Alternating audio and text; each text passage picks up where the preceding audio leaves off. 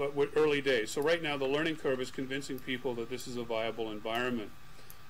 We're doing that slowly but surely, and I think one of the positive things is opportunities like this, where we can show people that there's value to it.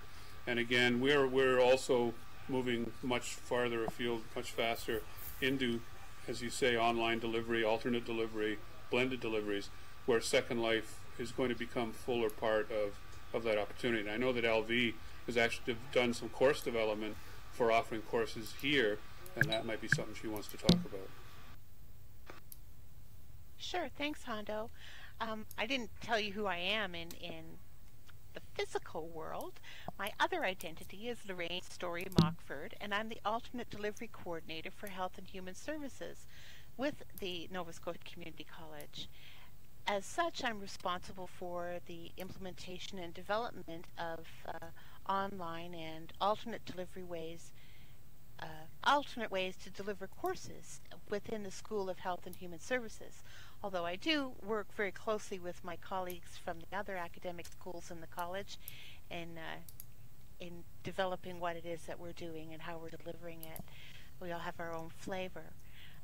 I know that my dean, Judith Limkild, is very, very interested, and she was actually extremely supportive of us coming here, and I don't think that we would have been able to get into Second Life if it had, or get into Second Life officially if it had not been for the support of Dean Limkild. So I just want to acknowledge that. She was wonderful.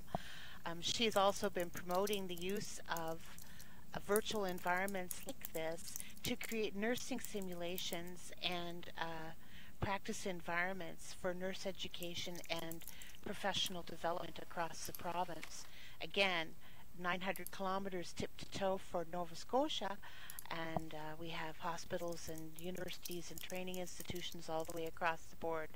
And so we want to be able to use our money wisely in creating ways to be able to share. Yes, there's some terrific simulations already.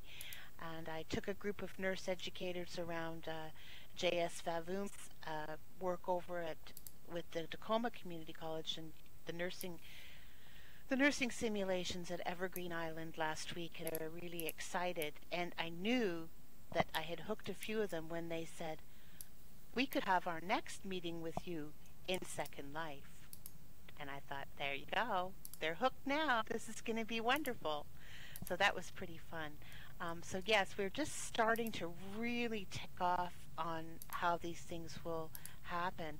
I had an interesting experience today. I was moderating one of the sessions, and I got an email, or an IM, I guess, from one of our faculty members who had heard about the conference through some of my multiple emails I send out, and got really excited and came into Second Life and has decided that he's going to build some more simulations.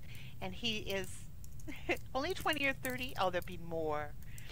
Anyhow, he was very excited, and he said that he was looking for simulations for his law and security program. And I said, well, did you know that there was going to be a session today that was for the Loyalist College on their border security simulation? Which he did not, and he attended and is thrilled, and now is really excited about the possibilities of A, that we could work together with them, and B, what he could create for crime scene investigations with his learners. So that was really exciting. Another nifty thing that I'm seeing is within Second Life, we're seeing a blurring of some of these boundaries that are between IT programs and the nursing programs that I work with, other health and human services programs that I'm responsible for, the business programs. As we're all coming into Second Life and working together, when having sort of these collaborative chats within Second Life, exploring what others are doing, our colleagues are saying, I could do that with so-and-so. Could you help me to do this? Let's work together to do that. And I think that that's a really powerful way to break down some of those silos that can sometimes exist within organizations. Really, that's it for me right now. Yes, thank you very much, Shannon. Yeah, if I could just add a couple of points to what LV has said.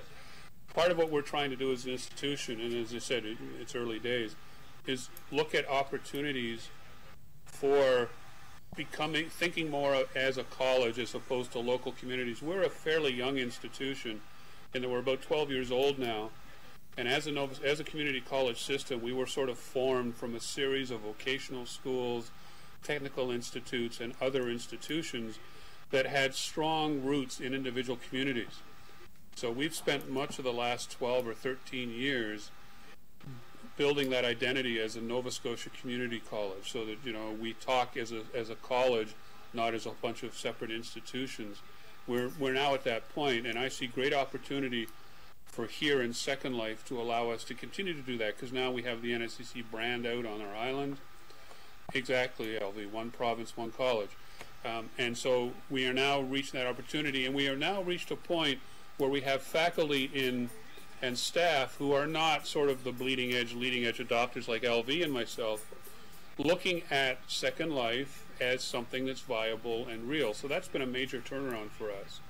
As well as LV said, people from programs like law enforcement and security and particularly the health programs have really seen some of the power that can happen in an environment like this.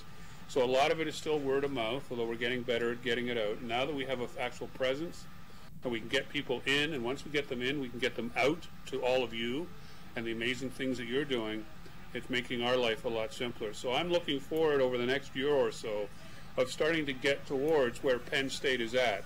So thanks, Shannon. You've given us something to strive for, and that's very, very cool.